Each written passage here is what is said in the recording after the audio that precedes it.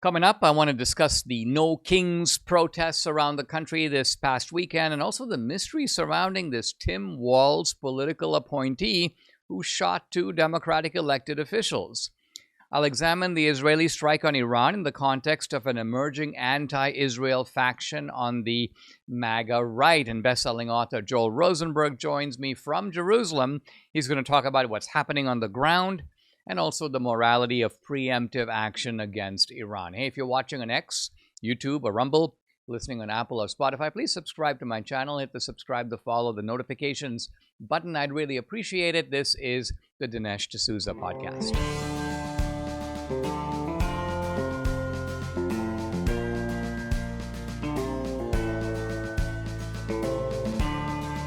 America needs this voice. The times are crazy. In a time of confusion, division, and lies, we need a brave voice of reason, understanding, and truth. This is the Dinesh D'Souza podcast. I want to talk about the military parade in Washington, D.C., the No Kings protests around the country, and also this phenomenon of a guy in Minnesota who shot these two Democratic officials. And there's a big argument about this mystery man. Now, with regard to the military parade, the parade seemed to me to be fine. It seemed to me to be well executed. Apparently, there was something like 250,000 people there. I don't know how many were expected, more or less. I saw some chatter to the effect that, the Trump people have, they're deeply disappointed. But there were many people on the left showing pictures of tanks and saying, this is North Korea. This is like the old Soviet Union. And I want to make two observations about that. The first one is that Eisenhower had a massive military parade, bigger than this one by far, in his inaugural year, 1953. You might say, well, Eisenhower was a hero of World War II. Yes, he was, but I'm not talking about a post-World War II military parade in 1945. I'm talking about an Eisenhower inaugural parade, which was really all about Eisenhower 8 years later. So military parades have occurred throughout American history. There's nothing all that unusual about them. The other thing that caught my eye, a little detail that very few people have commented on, and that is that in the military parade were American soldiers dressed from all the different wars. So soldiers dressed in the Revolutionary War outfits, and soldiers dressed in Civil War attire, and soldiers dressed in World War II attire. So what is this doing? It's evoking the great battles of American history. This is not simply, have you ever seen the North Koreans do that? Or the Soviets? No. Their parades are serving an entirely different purpose. Now, let me turn to these No Kings marches and rallies around the country. I think the good thing is that these seem to have been largely peaceful. There were some flare-ups in places like LA and Portland. And I've been sharing some videos about guys who these are people who the left is not held accountable. And so they do crazy stuff. And then they get really surprised when the cops hit back. And so this is like the kid who needs to be corrected when he's 5 years old and you don't. And then the kid has to be corrected by life itself in later years, and it's obviously a lot less pleasant. I'm looking at these videos of these protesters, though, and you can't help but see that this is basically like a retirement center has let out its inmates. Or rather that you've got a bunch of aging, graying, hobbling, white, elderly people. It's like they're all going to some, mortuary convention to find out about burial plots and get discount rates. It's a very interesting sociological demographic. Why? Because that's what the left says we are. Oh, your people are all white. They're all dying off. This is actually what the No Kings protest looks like. By contrast, if you looked at the Trump parade, you see a bunch of Hispanic guys, a bunch of black guys, a bunch of families with kids, a much more mixed and diverse group. Now, let me turn to Bolter, Vance Bolter, the shooter, the alleged Minnesota shooter. And because this guy is a bit of a strange bird. To clarify something that the left is screaming its head off about because they're hoping that repetition and shrillness will make it true. This guy's a Republican. So I went into Grok 3, which is now my favorite AI platform or engine. I go, Grok 3, is the Minnesota shooter Republican? And the answer, no.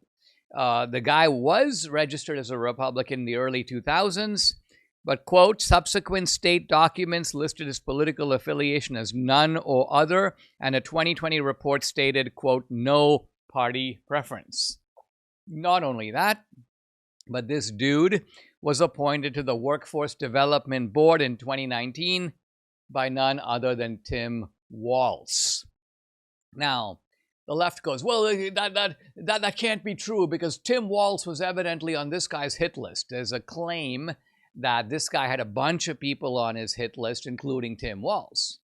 As if to say that if Tim Walz is on the hit list, well, Tim Walz couldn't have been the guy who appointed him to a job. Well, first of all, I'm not positive that Tim Walz is on this guy's hit list. I haven't seen the hit list. I've seen reports of a hit list, but it's indisputable because I've seen the actual appointment that Tim Walz did in fact appoint him. In fact, the guy had been appointed by a previous Democratic administration to a position, and then Tim Walz reappointed him, the governor's Workforce Development Board, in 2019. So the real question is, why would a guy who has been appointed by Tim Walz put Tim Walz on a hit list? I mean, what does this say about the guy? Or maybe it says something about Tim Walz. Maybe he has that kind of an effect on people. I don't know.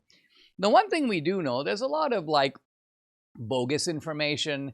This corpulent, overweight guy shows up sweating with a Papa John's employment shirt, claims that the shooter is his roommate, and claims that the guy voted for Trump. First of all, this is crazy. The idea that the shooter, who's apparently rather well off, owns property, is somehow rooming with this gross Papa John's guy is itself implausible. Second of all, how does the so-called friend know how he voted? He really doesn't. Third, this information is channeled through left-wing journalists who, as you know how to massage this kind of information for ideological spin. And then a video surfaced of the same guy talking at some church in the Congo years ago, and he talks about Jesus Christ. I go, look, yeah, he's a fundamentalist Republican. First of all, he's not a Republican. I think I've established that. Second of all, I don't know if he's a fundamentalist, but I see no evidence from this African. Yeah. By the way, the guy was not a preacher, as some people have said. He was apparently running some kind of NGO, some kind of a group called the Red Lion Group. He was obviously down there working on some sort of projects down in Africa, and he was whooping up the crowd in this talk. I mean, my point is, not a whole lot can truly be gleaned from this. But here's one thing we do know. There was a whole bunch of flyers in this guy's car on his rampage during his attacks. And what did these flyers say? Very simply, no kings. They were no kings protest flyers. Now let that fact kind of sink in. Let that inconvenient truth be fully digested. Why would this shooter do that? What is the point? Well, could it be, is he trying to throw the cops off the trail? Unlikely. Is he trying to, some people have suggested, well, the reason he had those flyers is it was a way of telling him that's the protest where he's going to go to shoot people. Wait a minute. Are you saying that this guy is so forgetful that he needs to have hundreds of flyers in his car? Oh, which protest am I going to go to? Oh, yeah, let me look in my back seat. Oh, yeah, of course. This is ridiculous. The guy was more likely, I think, a no kings guy. And that's why he had the flyers, right? It's kind of like, think of it this way. If the guy had had all kinds of, let's just say, Christian nationalist literature in his car, would people go, oh, well, he has that literature because he's targeting the Christian nationalists? No, they'd go, guess what? We found out that the guy is a Christian nationalist. And by applying the same logic, the logic of, you could call it Occam's razor, the shortest distance to the truth is probably the right one. This guy is not a right-winger. He is perhaps a no kings guy. But I grant that we don't know for sure. The best we can say is he's a bit of a mystery man. And I think we can also confidently say that he's nuts. But we can also say that he has been quite clearly radicalized, because only someone who's radicalized would do something like this. And you might say, well, wait a minute, he did target Democrats. Yes, but he targeted Democrats who are breaking with the Democratic fold. In other words, he targeted Democrats who, for example, were resisting the Democratic majority's idea to pay health care for illegals. So these were nonconformist Democrats, if you will, and they were the ones who were targeted. So again, we can't make anything definitively out of it. What we can definitively say is that the efforts to somehow say that this is all the result of Trump or Trumpism or Trump rhetoric or the heartless campaign that MAGA is making against illegals, none of this is in any way true. We are days away from what has been dubbed the Rio Reset, what may be the greatest threat to the U.S. dollar's global dominance in over 80 years. Now, on July 6th, BRICS nations, Russia, China, India, Iran, many more, are expected to unveil their plans to circumvent the U.S. dollar, possibly cratering its value. Now, they've already been laying the groundwork as their central banks have been methodically divesting from the U.S. dollar and U.S. bonds in favor of gold. So how can you protect your savings, your IRA, your 401k from the potential fallout from this meeting? Well, the answer is to consider diversifying with gold from Birch Gold Group. Historically, gold can be a safe haven in times of high uncertainty, which is right now. Get a free information kit on tax-sheltered gold IRAs by texting the word Dinesh to 989898. July 6th marks a major meeting among the nations that control 1/3 of the world's GDP. Arm yourself, like Debbie and I did, with information to diversify your retirement savings. Text Dinesh to the number 989898. Claim your free information kit from Birch Gold. Most of us think Medicare is something to deal with one day, someday. Well, that's how I felt until recently. I'm 64 now, and the moment you hit that number, well, it begins. The mailers, the robocalls, the TV ads with actors that you can barely remember. None of it makes any sense. And the more I looked into it, the clearer it became this Medicare system is not designed to be easy. And that's why I turned to Chapter. They walked me through everything. No pressure, no sales pitch. Chapter is independent. Their advisors compare every Medicare option out there to help you save money and remove all the stress. And this is at no cost to you. So if you're turning 65, or even if you're over 65, do what I did, call Chapter and get peace of mind. Dial pound 250, and when prompted, say Dinesh. That's the pound sign, and then 250, keyword Dinesh. Don't let Washington or big insurance make this decision for you. Take control. Call Chapter today. Go to pound 250, and when prompted, say Dinesh. Israel has attacked the critical nuclear and infrastructure facilities in Iran. Israel has also launched targeted attacks, and let's not hold back on this, targeted assassinations of key figures in the Iranian government, military generals, and also nuclear scientists working on the Iranian nuclear program. Now, this is a huge action. And initially, there was the idea, a lot of reports, that the Trump people were not on board with this, that Trump had not signed off on this, that Netanyahu was going rogue on Trump. And there was a segment of the MAGA right saying, well, this is just further evidence that we need to cut off our ties with Israel. But then Trump comes out and says, I'm for it. I approved it. I gave the Iranians 60 days to work out a deal. And he goes, basically, and this is very Trumpian, this is day 61. In other words, we're past the deadline, guys. Sorry. You're now going to find out the hard way, as they say. And certainly the Iranians have. Now, this is something that has been talked about for years, maybe even a couple of decades. It is the exact opposite approach of Obama. Obama's approach was, let's give the Iranians money, let's unfreeze their assets, let's coddle them, and this is the best way to make sure that they don't have a nuclear bomb. Now, I think with Obama, everything has to be read between the lines, because this was his public statement, or this was the public effect of his remarks. But his real objective, I think, was the exact opposite. Let us, in fact, accelerate Iran in getting a bomb. Let's give them the means to get a bomb. And in fact, let's give them the resources to become stronger, to undermine America more, to weaken America in the region, all of which were Obama's anti-colonial objectives. But Netanyahu has, in a sense, you may say, totally destroyed the Obama plan for the Middle East. And he's done it by, in a sense, hitting the head of the snake in the region. And that is not Hamas, it's not Hezbollah, it's not even the Houthis. All of those are the extensions of the Iranian regime. And in doing this, in my opinion, Netanyahu and Israel have done the United States a huge favor. In fact, they've done the world a huge favor. Why?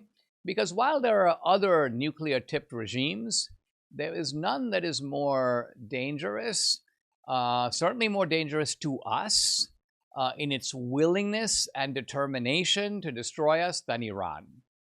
China may have imperial objectives, but China would be happy to carry out its imperial objectives and grow in power without having any conflict with the United States. Same, I think, with Russia. Russia would like to strengthen its power. Putin has spoken wistfully about the decline of the Soviet Empire. He'd like to get some of that back, but it's not specifically directed at the United States. The Iran, by contrast, death to America. So there's death to Israel and death to America. It seems to me that when you have, a country that's anthem is basically, I want to kill you. And then this same country is accumulating the means to actually do that, which is nuclear materials, nuclear weapons, and the mechanisms for delivering those nuclear weapons, either directly from Iran or through surrogates. Surrogates like, by the way, Venezuela, which Debbie has talked about on this podcast. How are you supposed to react? And the answer is, you are supposed to react by taking that threat very seriously. And if you have the ability to neutralize it, you should. Now, I'm going to have very shortly the author and scholar and Middle East expert Joel Rosenberg come on. We're going to talk about some of the arguments here involving the legitimacy of, let's say, a preemptive strike. People say, well, Dinesh, the Iranians didn't strike first. What is the justification for striking at Iran? So I'm going to get into all that with Joel. But now Iran has already begun its counterstrikes. That should have been expected. I think the Israelis did expect it. And there have been some rather striking images of buildings collapsed and rubble, and Israelis walking around saying, I've never seen anything like this in Tel Aviv. But I think the Israeli government expected it. The number of Israeli casualties so far, extremely low. The Israelis do have this Iron Dome, but the Iron Dome is not infallible. It is not impregnable. It has a very high rate of blocking rockets and missiles, but it doesn't stop all of them. And so the Israelis must have known that out of 100 rockets, guess what? 5 are going to get through.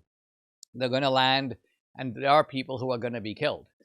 What is striking to me is that in dealing with a powerful country like Iran, Israel so far has taken so little real damage. And by real damage, what I mean is if you are actually going to fight with another country, you attack. What do you attack? You attack their armed camps, you attack their communications infrastructure, you bomb their parliamentary buildings, you destroy the sources of their wealth, you attack their munitions, and Iran has done none of this. And they appear incapable of doing it. Their best approach appears to be, you know what, let's bomb some apartment building in Haifa. We'll end up killing a bunch of Israelis and a couple of Arabs in the bargain, and we're using all these rockets to kill like 4 guys. But that, to me, is not a sign of a successful power. It is, in fact, almost you could say the terrorist strategy itself writ large. In other words, what do the Hamas guys do? They go bomb a cafe. What do the Houthis do? They kill like 4 guys at sea. And what does Hezbollah do? They shoot some rockets, and then, they killed 3 Israelis and a cow. And this is basically what Iran is doing. So I must say that in terms of just looking at it from the outside as a spectator, Israel is really, it's like watching 2 boxers, right? And the Israelis are basically doing these body punches. They are landing blows where it really hurts. They are evidently hitting at the key figures in the Iranian government. They're hitting at some of the oil refineries, which are the source of power, but also Iranian wealth and resources. And so the Israelis have shown that they know how to do this, and they know how to do it well. They had extremely good intelligence inside of Iran, so they knew. In one case, for example, they had launched a surgical strike on one guy, and you can see the apartment building, and they knew where he was. They knew where his bedroom was inside the apartment, and they blew a hole right into the bedroom. Nothing else in the building is damaged. They didn't blow up the building. They blew a hole into his bedroom, and I'm assuming that the guy was, incinerated, vaporized, whatever you want to call it. But these are guys who, if they could, would end the state of Israel. And so Israel, I think, in acting in this way, is in fact protecting its own survival and is protecting its own security. And I do want to make a final point here, and that is that there are some guys on social media. Look, you're not anti-Semitic or you're not even anti-Israel if you say, look, I think the United States should stay out of other people's wars, and the United States shouldn't be funding wars on either side.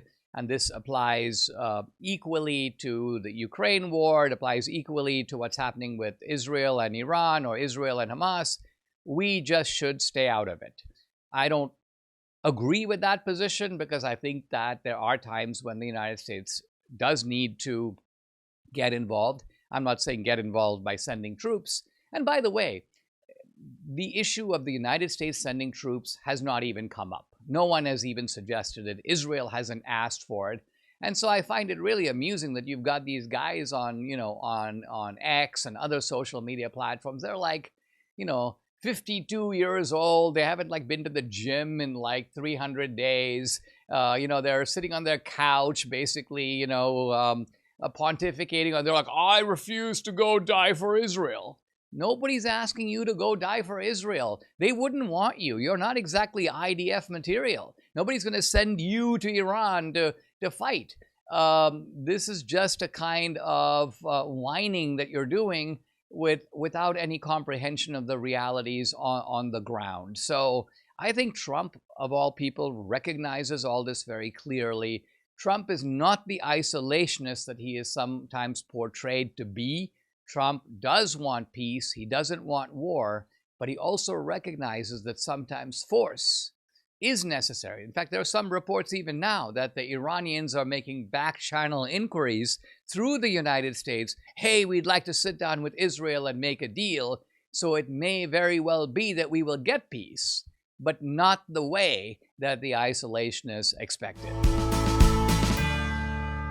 Are you tired of perverse and destructive content flooding your screens? I was too. That's why I joined the Angel Guild community. I wanted entertainment that inspires and uplifts, doesn't drag us down. Now, here's the cool part about Angel Guild. I can vote on upcoming films. I can support movies that reflect values I align with. Plus, I get early access to inspiring content. I no longer have Hollywood entertainment pushing its agenda into my home. Angel Studios is leading the charge, creating high-quality, faith-filled films like Sound of Freedom, Cabrini, and Homestead. These movies are powerful, impactful, and a must-see if you haven't already. If you want to make a real difference, where we put our dollars shapes the future of entertainment. Let's support content that amplifies light and protects our kids from harmful influences. Please join me in making a difference today. Visit angel.com/Dinesh. That's angel.com/Dinesh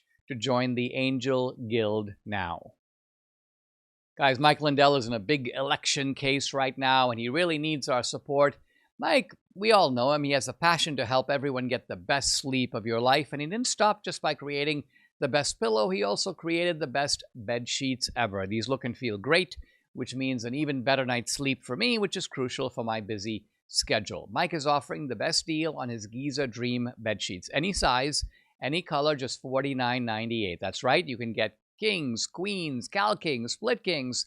As I said, any size, any color, just $49.98. So order now, because when they're gone, they're gone. Also, for a limited time, when you order over $100, you get $100 in free digital gifts. Call 800-876-0227. Again, it's 800-876-0227. Use promo code Dinesh, or you can go to mypillow.com and use the promo code, and you'll get the amazing offer, $49.98 on the Giza Dream sheets, any size, any color.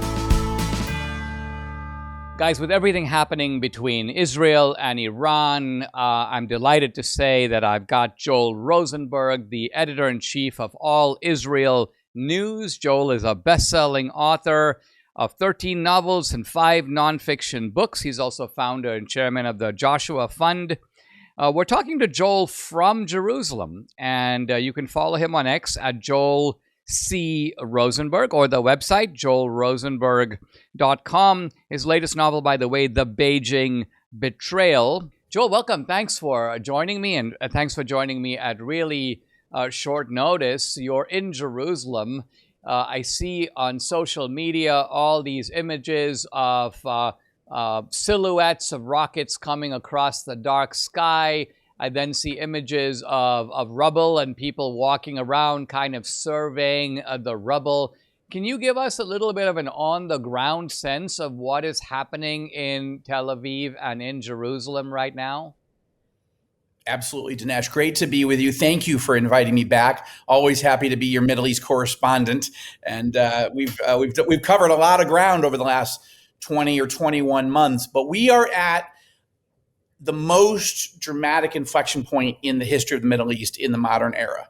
Okay, aside from literally the prophetic recreation of the state of Israel in 1948. But this is Israel's most dramatic and most important war since the creation of the state. Okay, this is the war that, as long as I've known Prime Minister Benjamin Netanyahu, when I first met him, when he interviewed me to hire me to work for him just briefly in the fall of 2000. So over almost 25 years. As long as I've known him, his focus has been that he wants to be Winston Churchill and, stop the Nazis. Okay. He's been warning about it. He's been writing about it. He's been preparing the military for an eventual war. He has never been opposed to a diplomatic solution if it were possible, but it's never proven to be possible. He supported President Trump trying for 60 days to get a deal. Trump made an ultimatum, told the supreme leader, make a deal. And the negotiation started April 12th. And on June 11th was the 60 days. June 12th was last Thursday. This hasn't been proven. We can't confirm this, but we're certain that Trump called Bibi Netanyahu and said they've had their 60 days. The supreme leader just went public and said he rejects all the negotiations. So they've had their 60 days. You've got the green light. We're not going to fight with you, but we've got your back. We'll stand with you, and I'll provide some deception by saying, Bibi, don't attack while I'm negotiating, right? He will provide cover. That was last Thursday, the 12th of June, day 61 of the ultimatum. Day 62, the war started. And we are paying the price here in Israel right now. This is messy. This is painful. But we are on offense. We are winning. And this is a game-changing, strategic, transformational moment. No other world leader in history, not American, not Arab, not Israeli, has ever actually seriously considered doing what Bibi Netanyahu is doing right now. And he has the full support of the Israeli people, the full support of the opposition. It's painful. It is painful, but we're winning. And it is a winner-take-all battle right now, Dinesh. Joel, let's try to put this in larger perspective. When Iran became a revolutionary state in 1979, you may say that radical Islam for the first time took a hold of a major state, right? It's had some minor victories with the Taliban in Afghanistan. Of course, the Taliban came back, and you've got these groups like ISIS and Al Qaeda and the Houthis and so on. But it seems like for, as you say, 40 years, you had these tentacles of the Hydra, whether it's Hezbollah or Hamas, and people were willing to sort of wrestle with those tentacles, but nobody was willing to kind of go after the Hydra head itself, which is, of course, Iran until now. And is it because ultimately Netanyahu decided, hey, listen, if Israel's survival is going to be assured, the people who are not only calling for death to Israel, and by the way, death to America, but the people who are on their way, if not very close to, if they haven't already acquired nuclear bombs, these people simply have to be stopped. Yeah, it's as though both Netanyahu on the one side here in Israel, and then the supreme leader of Iran, Ali Khamenei, it's like they were both working on a Rubik's Cube, and the race was who could get the cube solved for their national interests first.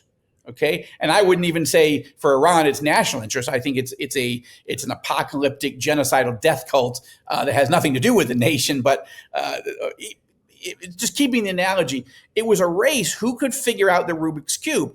For Iran, the race was to actually enrich uranium without drawing military attack from anyone, enrich uranium to military grade while trying to figure out how to physically build a bomb, miniaturize it, put it on the warhead, and make it work.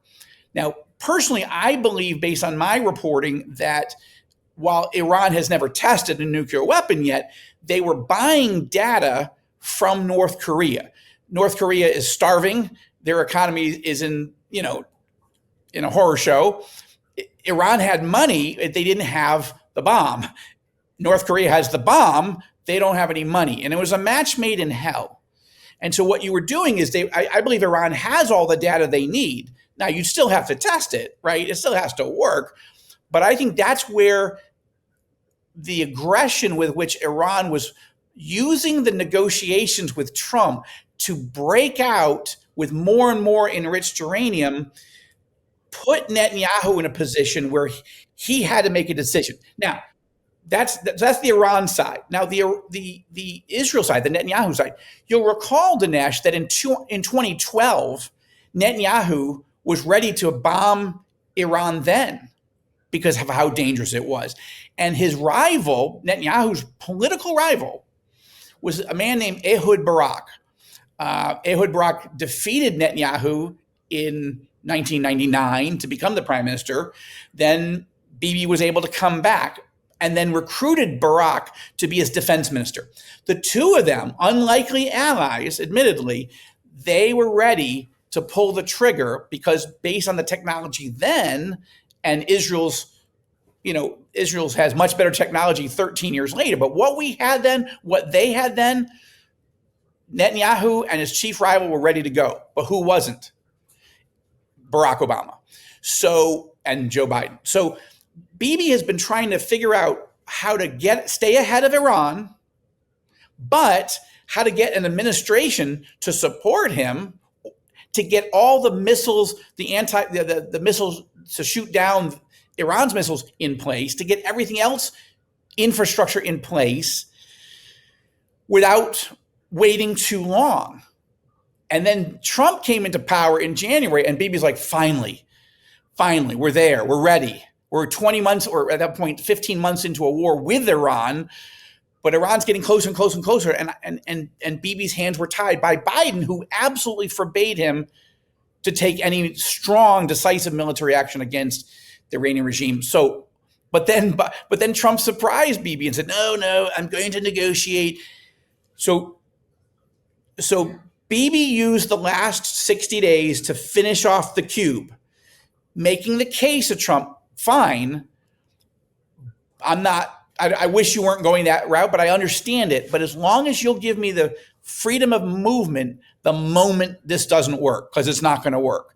And at Bibi's side was Lindsey Graham, the senator, who said behind the scenes to Trump, give him every chance in Iran to make a deal peacefully. But when that clock ends, it's your credibility, not Bibi's. It's your credibility, Donald Trump, President Trump. If you don't give Israel freedom of movement, it's not Iran that's the main. That's not our main messaging. It's to Russia. It's to China. It's to North Korea. Your worst enemies have to see you make an ultimatum and keep it. And Trump kept his word, and that's a pretty powerful moment in American U.S. history, and pretty dramatic, I would say. Joel, I've noticed that there is a kind of a little bit of a fracture that is developing on the MAGA, or Make America Great Again, right. You probably are aware of this yourself. There is I don't know if it's fair just to call them, I certainly don't want to call them anti-Semitic per se, but they are a faction that essentially is saying, this is not America first. This is in fact a betrayal of America first. Right. And if Trump goes down this road, he is going to not only divide his coalition, but he's going to have the majority of his voters on the other side, not with him. Now, Trump was asked about this, and he somewhat irritatedly said, well, I'm the guy who came up with the idea of America first. I get to say kind of what America first means. But nevertheless, and I'm not talking about some people who clearly are bitterly motivated. I'm just talking about if some guy were to say, well, Joel, we've been hearing in the United States the case for why we shouldn't be meddling, for example, in Ukraine. It's far away. It has not a whole lot to do with us.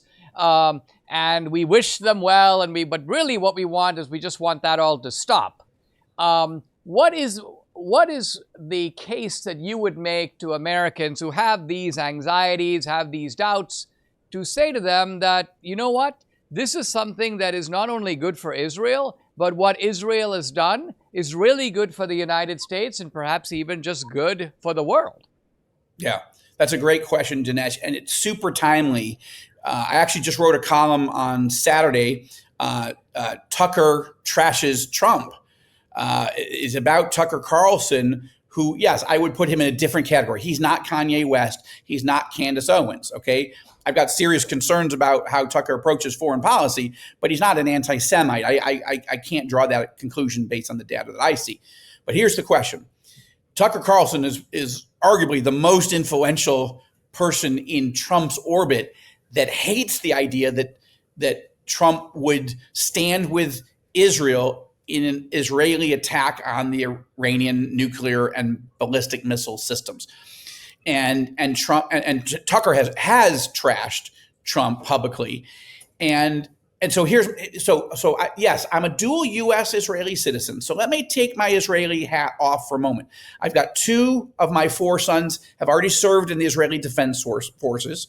And I've got my youngest is serving in the IDF right now. So I just want to put my cards on the table because Tucker took a shot at Mark Levine the other day, saying, "Mark, you've never served in the military. You're not going to go, and your kids aren't going to serve in the military if we have to go to war with Iran. So what are you talking about?" So I just want to be clear. My boys have served, and we are living in the eye of the storm right here. So we've got skin in the game. But let's take the Israeli hat off. The American hat. What's the American case? The American case is in November of 1979, Iran declared war on the United States of America. And it started a little bit earlier when the Ayatollah Khomeini came back from exile, first in Iraq, then in Paris, came back on February 1st, 1979, and whipped up crowds every Friday saying, "Death to America, death to Israel." So death to Israel is the secondary objective. Death to America is the central mission of the Islamic Republic of Iran. So Tucker doesn't seem to understand that. Now, it's not just rhetoric, okay? They declared war on the United States, and then they took our embassy, the American embassy, hostage, took Americans hostage, American diplomats, for 444 days, okay? Humiliating the United States. And nothing we did worked, and President Carter's effort to send in a military rescue didn't work, and it was a humiliating disaster. If that were the only moment, we'd say, okay, well, no Americans died in the embassy. It wasn't good, but But what happened then? Iran began funding terror organizations to kill Americans. I'm just going to pick a couple because we could go on and on. We could spend the whole next couple of hours.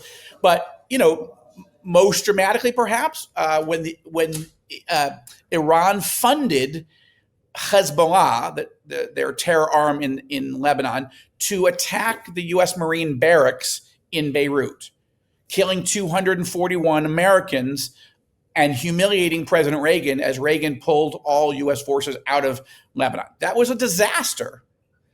That was Iran. And if you say, well, we don't know it's really Iran. Yeah, a U.S. federal court did the case and awarded, I think it's north of $100 million to the victims because they proved in court that it was Iran. And so money that had been frozen of Iranian assets in the United States, $100 million plus was given to those American family victims. So that's one example. Another would be the Khobar Towers in Saudi Arabia, where American servicemen and civilians were living and defending the Kingdom of Saudi Arabia, and Iran sent terrorists to blow them up. 19 Americans died, hundreds more were wounded. So those are just a few examples. We all know, because there's hard intelligence, that Iran was funding and encouraging and arming terror groups inside Iraq to attack Americans, American servicemen in Iraq during that war. So it goes on and on and on, and Iran has never paid a military price ever. Now, the closest it got was when President Trump in the previous term ripped up the Iran nuclear deal, which he said was the worst deal in history, right? Paved the way to a bomb, didn't stop it. And then Trump imposed the maximum pressure campaign of economic sanctions, which did drive Iranian foreign reserves down to only $5 billion. They were nearly bankrupt until Joe Biden came in and stopped enforcing the sanctions, and then they became rich, and then they began funding terror again. In what part of America First is allowing Iran for nearly a half a century to keep killing Americans and funding terrorist organizations that kill Americans and attack America's allies, faithful allies, good allies that are delivering, pulling their weight, paying their fair share, right? How is that not being pro-American and America First to support the end of that regime in Iran, but more immediately neutralizing Iran's capacity to kill Americans and kill our allies? That's the case. Now, Trump, I think, has done it pretty well, which is he took the high road. He's playing the good cop. I'll negotiate. And even now he's saying Iran can still come back to the table. Israel is doing what it has to do, But if you don't want to be completely wiped off the planet as a regime, come back and talk. And that combination, that is America first. And I'm telling you, every Israeli is cheering, every Saudi is cheering, every Emirati, Bahraini, Moroccan, because everybody in this region, and I've met and talked to all of their top leadership, I'll give you an example. Mohammed bin Salman, the crown prince and de facto ruler of Saudi Arabia, told me personally in the palace in Riyadh in 2018 that the Ayatollah Khamenei, the supreme leader of Iran, is the new Hitler. That's how Saudi Arabia sees the regime in Tehran. So this, if you want to be pro-American, if you want to be America first, you cannot let a nuclear wannabe genocidal country keep killing Americans, much less keep killing America's allies with impunity. And if Tucker Carlson doesn't get that, it's time for him to be exposed as not understanding America first. He's putting Iran first. Let's not even get into putting Qatar or Russia first, but he's definitely putting Iran first right now. Yeah, I think, Joel, if this were the Reagan era, we wouldn't even need to be having this conversation because I think Reagan would understand this language completely. In some ways, I think what we're getting is a reaction to the Bush era, the Iraq War, the absence of the weapons of mass destruction, a preemptive action that in retrospect was probably somewhat ill-advised. And so the reaction, I think, is more to that. And I think what people are discovering now is that Trump is in some ways continuous with the Reagan tradition. In other words, the situation is different. We've learned some lessons subsequently. But Trump is not somebody to sort of pack everything up and let's go home. Can I just put one corollary on that? You're absolutely go for it. Here's the additional key. One is that this is America first. Israel's doing the dirty work. Well, how is that wrong? We're not asking America to put your sons and daughters on the line. We're doing it ourselves, and we're taking the heat. We just need an America that is America first and stands and realizes our interests are combined. The added part is, and if you don't do it, then what? If you just let the Obama-Biden approach go on, they had their day, and Iran is this close to building 9 nuclear bombs. How is that America first? Yeah, exactly. Guys, Joel Rosenberg, All Israel News, the website, joelrosenberg.com. Check out the latest novel. It's The Beijing Betrayal. Joel, great stuff, and thank you very much for joining me. Thank you, Dinesh. God bless you. I appreciate you. We're now toward the middle section of my book, Ronald Reagan, How an Ordinary Man Became an Extraordinary Leader. And I'm talking about the Reagan economic record. I will, in subsequent chapters, turn to Reagan's foreign policy, where I think his accomplishment was even greater. He had an excellent economic record, but his foreign policy record was even more spectacular. But let's stay with economics. The chapter is called They Don't Call It Reaganomics Anymore. And of course, the significance of the title is that when Reagan's policies seem to be causing trouble, unemployment is stubbornly high, the economy is still kind of stagnant, homelessness appears to be on an increase, this is all 1982, then it's Reaganomics. The moment the policies start working, unemployment starts dropping like a stone, the stock market goes up, homelessness begins to disappear, then suddenly the word Reaganomics disappears from media headlines. So all of this twisted journalism that we are accustomed to now, we see the roots of it here. It was going on a half century ago. Now let's look at the Reagan record. In 1983, the final year of the Reagan tax cuts went into effect. The U.S. economy commenced a 7-year period of uninterrupted growth. And this is what the journalist Robert Bartley of the Wall Street Journal called the 7 fat years. It was the biggest peacetime boom in U.S. history. And the economy was growing at a pretty steady clip, 3.5% a year. That's a high growth rate, more than double, or close to double the growth rate now. The GDP expanded by almost a third in real terms, meaning taking inflation into account. Family incomes went up 15%. Unemployment dropped dramatically. Millions of new jobs created. Interest rates, which are one of the signature problems of the 1970s, interest rates had gone up to 21%. And they were so high because inflation was running at 10, 11, 12%. So the interest rate, the real interest rate, was more like 9%. But that dropped by more than a half. Interest rates came down to 10%, and the stock market doubled in value. And all of this was achieved with low inflation. The double-digit inflation of the Carter era just vanished, and inflation became a relatively insignificant problem in the Reagan era.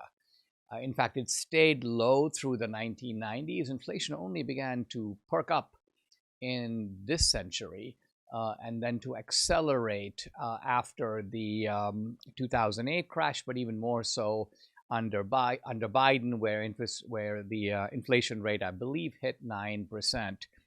That was the highest in the last few years. Now, when the economy recovered like this, the left didn't know what to do with it. So they went through their usual stages of denial and rationalization.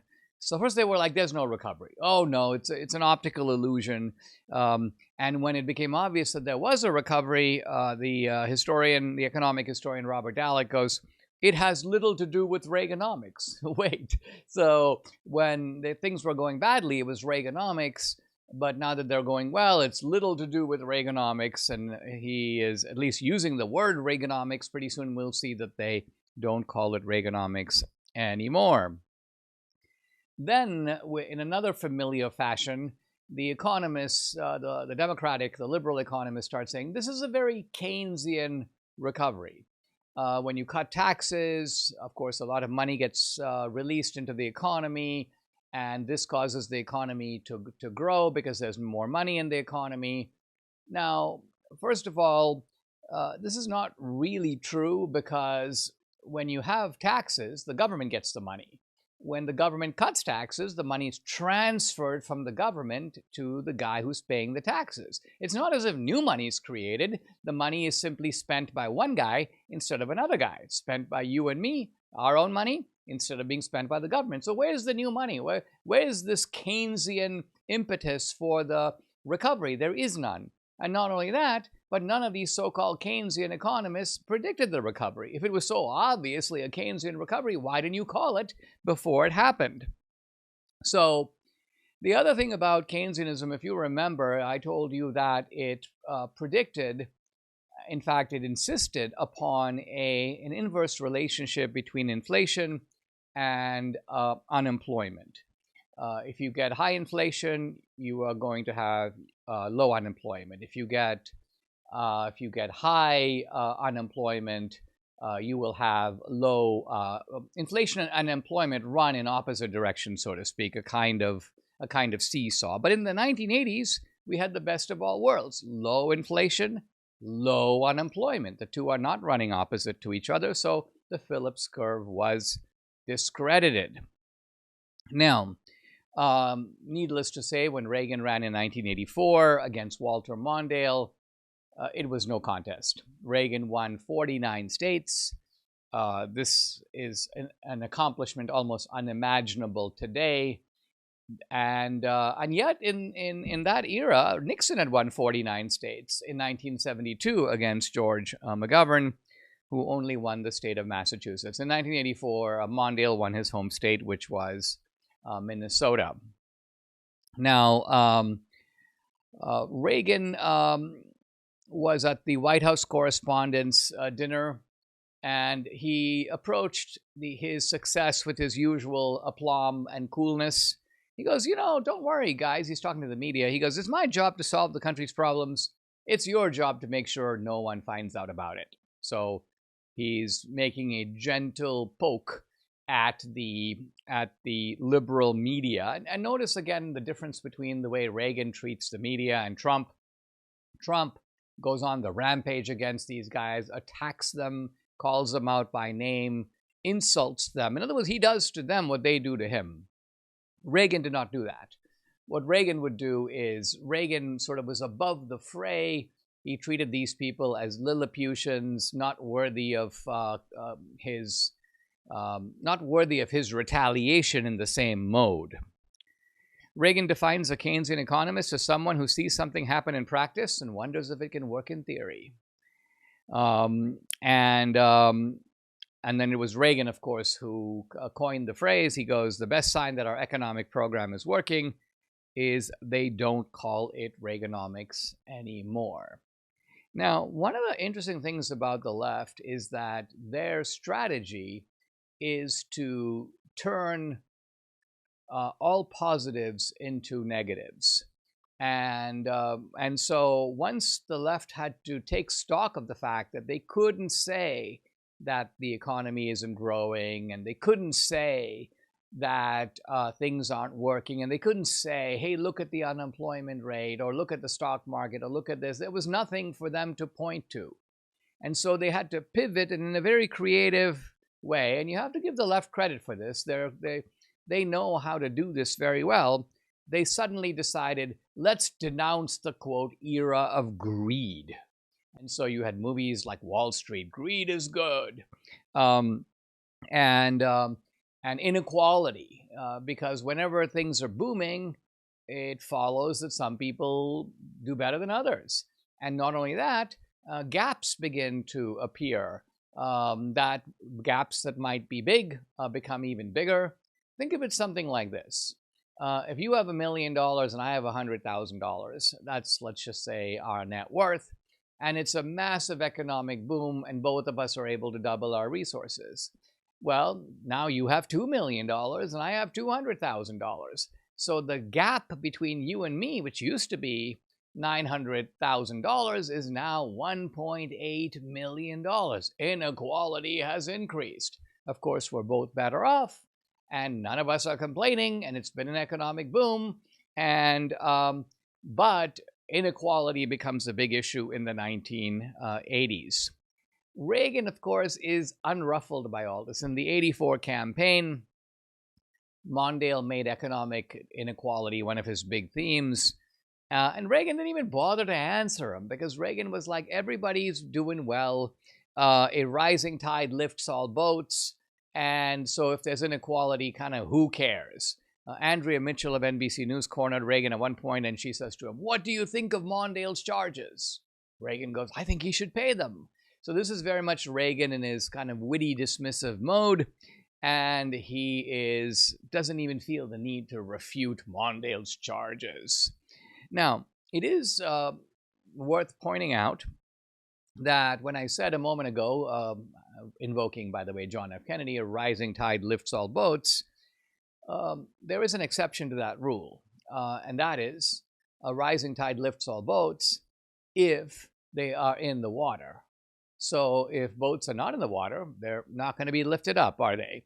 And it is true that there are certain people in the Reagan era who didn't benefit from economic policies at all. And in fact, they're the same kinds of people now who wouldn't benefit. Let's just say there's a massive economic boom in 2025, 2026. If you're not in the economy, you don't get the benefit of that. And there are people who are not in the economy. Think of somebody, for example, who is a single mom who is not working, just collecting government benefits. Unless your government benefits go up, you're going to get the same. And so the fact that the economy does better doesn't give you any advantage at all.